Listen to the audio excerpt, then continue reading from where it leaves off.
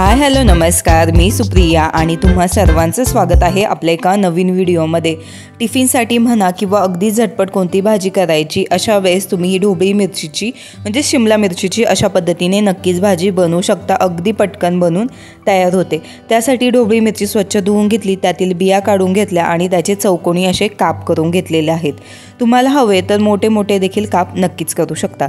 आता कढई घेतली, त्यामध्ये तेल गरम करून घेतलं आणि जिरं, मोहरी, लसणाची फोडणी देऊन घेतलेली आहे। लसूण 7 ते 8 पाकळी टेचून वापरलेला आहे।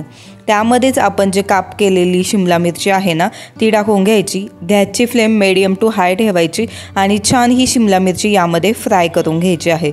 अशा पद्धतीने तेलामध्ये शिमला मिरची फ्राय केली ना ती बऱ्यापैकी शिजली जाते, कारण शिमला मिरची शिजण्यासाठी जास्त काही वेळ लागत नाही। याआधी मी देखील शिमला मिरचीच्या रस्सा भाजी किंवा सुक्या भाजीची रेसिपी खूप साऱ्या अपलोड केलेल्या आहेत। आपल्या चॅनलवर जाऊन त्या तुम्ही नक्कीच चेक करू शकता। पातळ रस्सा भाजी आहे गावाकडच्या पद्धतीने, ती देखील अप्रतिम होते, त्यामुळे व्हिडिओ चेकआउट करायला विसरू नका। आता सुके मसाले टाकून घेऊयात। त्यामध्ये हळद पावडर, कांदा लसूण मसाला आणि धनेपूड 1 चमचा घेतलेली आहे। कांदा लसूण मसाला तुमच्या आवडीनुसार तुम्ही वापरू शकता। चवीनुसार मीठ मिक्स करून घ्यायचं आणि मिक्स झाल्याच्या नंतर यामध्ये थोडंसंच पाणी म्हणजे पाव ग्लास पाणी टाकून घ्यायचं आणि झाकण ठेवून याला शिजवून घ्यायचं आहे, म्हणजे वाफ देऊन घ्यायची आहे।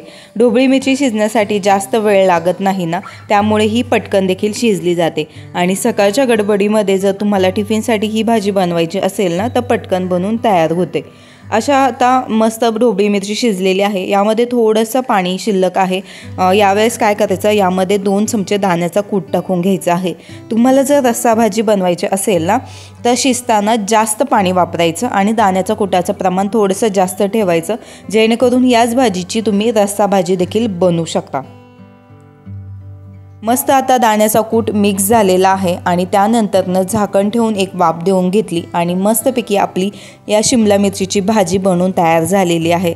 झटपट होते, खायला देखील खूप छान आणि टेस्टी लागते, त्यामुळे अशा पद्धतीने नक्की ट्राय करा। चॅनलवर नवीन असाल तर चॅनलला सबस्क्राईब करायला विसरू नका।